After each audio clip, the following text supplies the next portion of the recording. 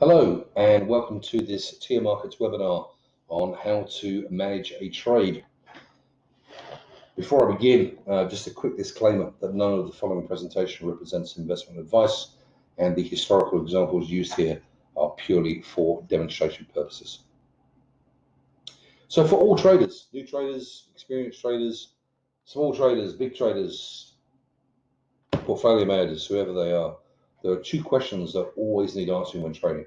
Where do I get into a trade and where do I get out of a trade? And there is no simple answer because much of it will depend on your own risk appetite, your time frame for your trading, and also your approach for trading. Some traders are fundamental traders. They focus on relative economic indicators as well as macroeconomic trends and consider technical analysis to be wholly irrelevant. Some are technical traders who are exact opposite. They focus purely on charts and pay little, if any, attention to macroeconomic themes. And then, of course, there are some that kind of sit in the middle. You've got your fundamental trader that's looking at the current economic themes, but wants to use technical analysis to kind of back up any ideas they may have, and also to help them get into a trade, find the right level to get into a trade, and get out of a trade, which obviously is our goal here today. So what I want to do is really look at two types of trade. I've referred to them as the planned trade and the unplanned trade. Probably not the best description, but you'll get the picture as I go through them. And as I'll show you with the unplanned trade, don't worry about charts. You're not looking at any. And for the planned trades, we'll look at a couple of different tools we can use to help us find the right levels to get in and out of a trade. So to start with, I've got to focus on what I refer to as the unplanned trade or the spur of the moment trade. And this also would encompass any of you who are wholly fundamental traders, i.e. looking at macroeconomic trends and are not looking at charts at all. No real planning, no charts. You just see something you like during the day. It could be a headline, it could be a data release, maybe a tweet from President Trump, or maybe you're just looking at some short-term price action. Whatever the reason, you decide you want to react and place a trade. And I get asked all the time, is this okay? Can I do that? I don't have any charts up. I don't know where the next support level is or the next resistance level is. The simple answer to that is yes, of course it's okay.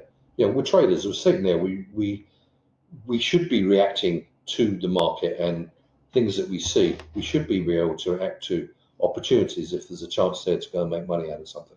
So there's absolutely nothing wrong with that. Nothing wrong with that whatsoever. But the most important thing here is to be mindful of the size of the trade because that will most likely determine your exit point. Just to use a very simple example, if you decide you wanted to place a trade and you buy, €500,000, so that's 5 lots, and you want to risk $1,000. We know that on 5 lots, $1,000 is going to be 20 points. So if you bought euro 109.70 and you bought your 5 lots and you want to risk no more than $1,000, your stop needs to be no lower than 109.50. You don't need a chart to tell you that. Okay, you know what your entry point is, you know what your position size is, you know what your risk appetite is. Very basic arithmetic is going to tell you where your stop loss needs to be. Okay, very important. And similarly, you also want to look and say, okay, well, I'm in the trade. Where do I want to get out of the trade? And my rule of thumb is bare minimum. This boils down to risk reward ratios, but a bare minimum, if you're willing to risk 20 points on a trade, bare minimum be willing to make 20 points on a trade. Okay, and better still be willing to make 30 or 40 or 50 points on a trade. Please don't risk 20 points on a trade looking to make 5, because in the long term, not going to do you any good. So please keep that in mind. But I digress. What we're looking at here is you wanted to know where to get in and how do I work out where to get out. So without looking at any charts, you've reacted to something. You just want to get into the market, where the market is now. You pay the market price if you want to buy, or sell the market price if you want to sell. And you know that you don't want to risk any more than $1,000. You've got a 5 lot trade. You know that stop has to be within 20 points. Simple as that. And I would encourage you to put that stop loss on quickly because markets move very quickly. all you need is one headline, another tweet from President Trump, and things move quick. Okay, so you don't want to end up losing more than you were, comfortable doing because you were too slow to go and put a stop loss in. So be disciplined, very important. So that's what I call the unplanned trade, and I reckon most retail traders probably put more of those on than they do any other type of trade. Okay, I know I certainly have done over the years when I've been trading professionally and otherwise. You react to the market, nothing wrong with that. Just be very mindful of your position size, where you got in, how much you're willing to risk, because that will determine where you're going to get out. All right, moving on, the planned trade. Okay, the planned trade. So for the purpose of this webinar, I'm assuming you've already decided on the trade you want to place, right? For whatever reason, you've decided you wanted to sell Australian dollars against US dollar, or you want to buy euro against US dollar, whatever it may be, you've already made that decision. But what you can't decide on, where do I get in? And if I do get into it, where do I get out? And that's what we're going to look at here quickly. This is where the technical analysis comes in. And I'm going to give you three very simple tools to use. The first one, which is applicable to the chart that's been setting up here, is simple lines of support and resistance. The second is trend lines. And the third are moving averages. And there are many, many different types of technical structures you can look at for guidance in placing a trade. Some can be very complicated and complex, but these are the three simplest. And you know what? When trading, simple is good. There's no need to overcomplicate things. So, the simpler the better as far as I'm concerned. So first of all, let's look at a simple example of a line of support. Voila, the support line drawn by yours truly down here. And let's understand what a support line is, okay? A support line is created where we have multiple touches at approximately the same price. I'm going to put the emphasis on the word approximately there. Technical analysis is not 100% an exact science, okay? It is unlikely you're going to draw lines of support and resistance where you're going to get multiple touches at exactly the same level. What we have here within, this line here is at 68.65. This little chart line here is at 68.71. So 6 points. Within that 6 point range, we got 1, 2, 3, 4, 5, 6, 7, 8, 9, 10, 11, 12, 13. You've got multiple. You've got 13 touches down here over a, 3-day, 4-day period.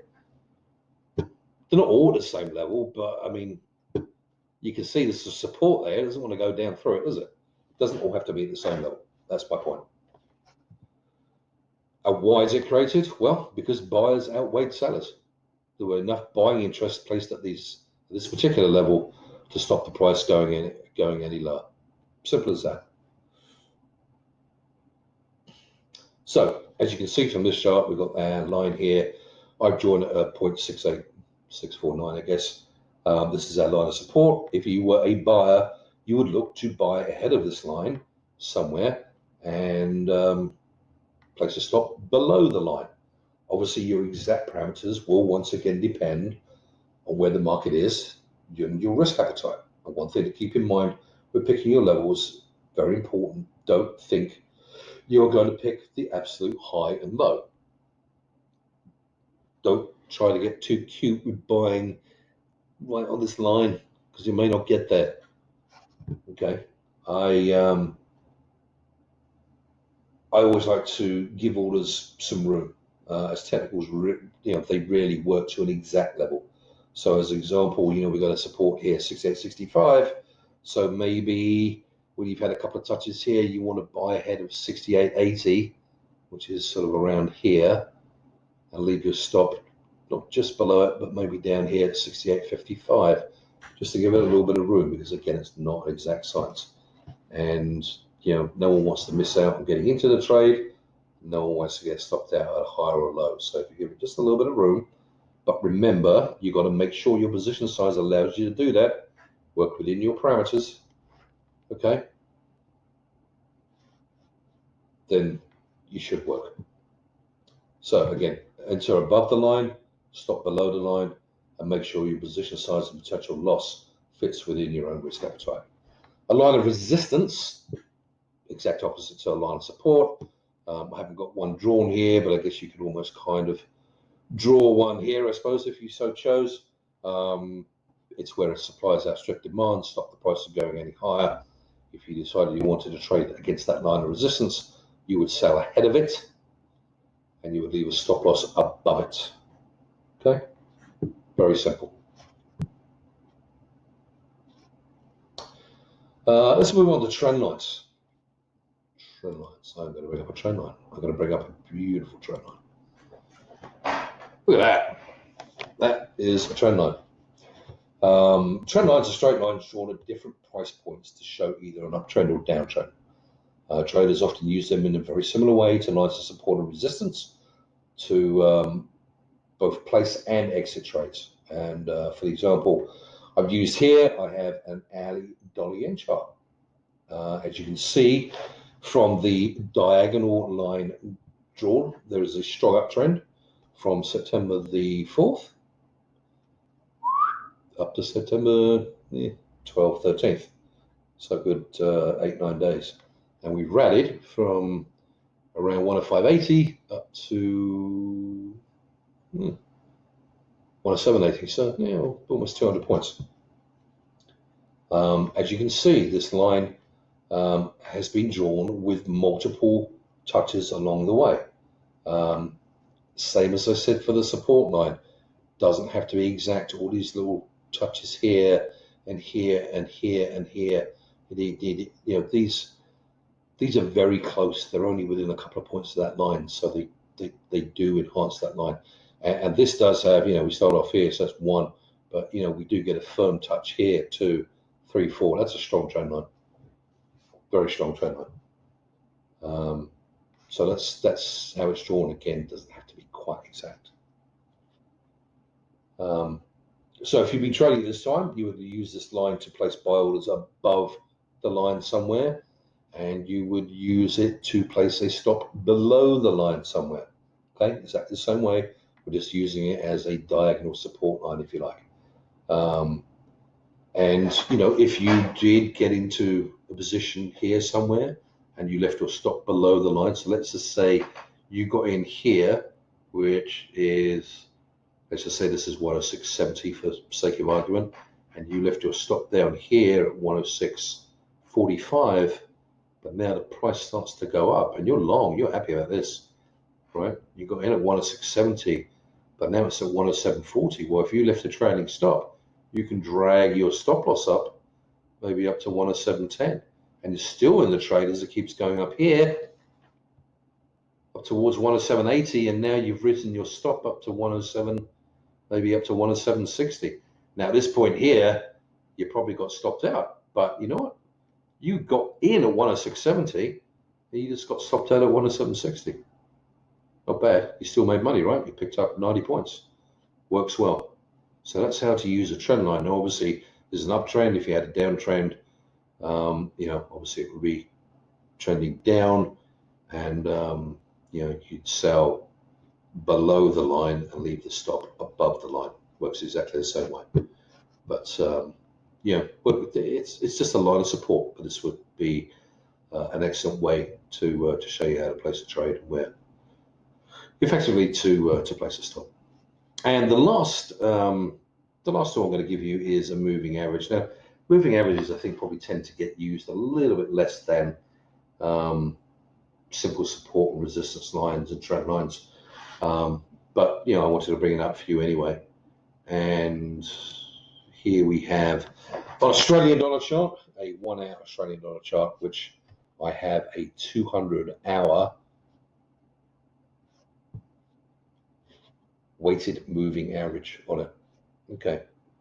There are a lot of different types of moving averages, but I like to use the weighted moving average just purely because it puts a greater weighting on the near-term price action and less on the historical price action. But obviously it's the near-term price we're trading, so that's what I'm kind of more interested in. So what you should do is bring up a chart and bring up a weighted moving average, a simple moving average. There's an exponential moving average. Play around with it, see what the difference is. But Personally, I like using the weighted moving average, and this average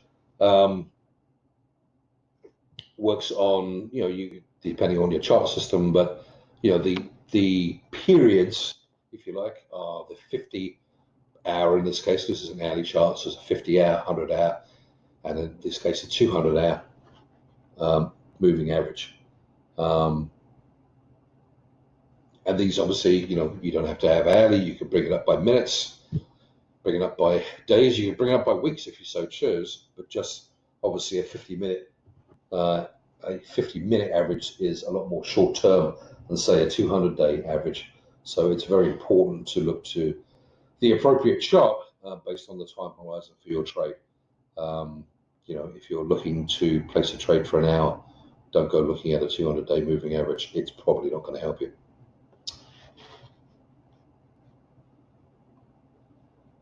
So as I said, this light blue line here represents the 200-day moving average. And as you can see here, for the first part of the chart, this is acted as a good level of support, right? It's not quite the same as the trend line we saw before, because obviously that actually touched the price action on the way up and it was a straight line, and this isn't. But it works in the same way. You buy above the moving average to capture the move up, and you would leave a stop below. And again here, the Australian dollar turns here.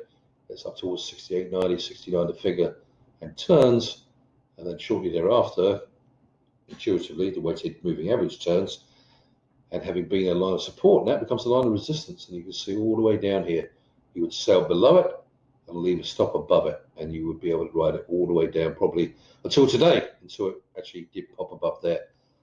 As you can see, there are a couple of what I refer to as tails here. These are through by 5 to 10 points. That's why I say give it a bit of room. This one possibly might have hurt a little bit if you'd have been had a stop in that region. But essentially it's done a pretty good job as acting as a line of resistance. This is why it's important to, as I said, quote unquote, give yourself a little bit of room. It won't work all the time, but it works a lot of the time. So keep that in mind. All right, so let's just wrap up. We can use simple technical analysis to find entry and exit points for any trade. Remember, these lines, whether support or resistance, trend lines, moving averages, they don't last forever. So it's important to remain disciplined. Also keep in mind, it is not a perfect science. So give your trades a little bit of room when placing, and do not try to pick exact highs and lows. And also keep in mind your time horizon when placing trades. If you're looking to hold a trade for an hour, don't go looking at a daily chart. It's not going to make sense. But finally, it takes a little bit of homework to find what you are looking for. So put in the effort. If you have 3 different currency pairs you like trading, and maybe gold or an index or something at the start of your day, bring your charts up and have a look through it. Short, medium, longer term charts, bring up some moving averages, look for some lines of support and resistance, see if you can spot a trend line, because those are going to act as your tools during the day if you are choosing to use technical analysis as a tool to help you place trades. So get your homework done. Don't be floundering around during the trading day.